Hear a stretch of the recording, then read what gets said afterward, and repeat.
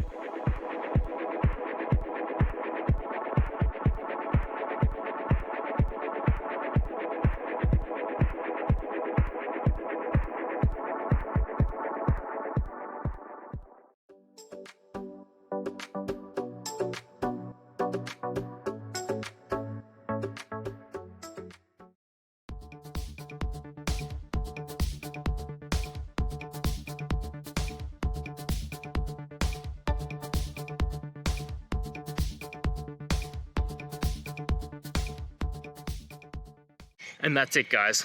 I hope that video helped find the resolution you're looking for. If it did, please, I'd appreciate it if you could hit subscribe. Until the next time you need more technical help, I hope you have a good one. Cheers.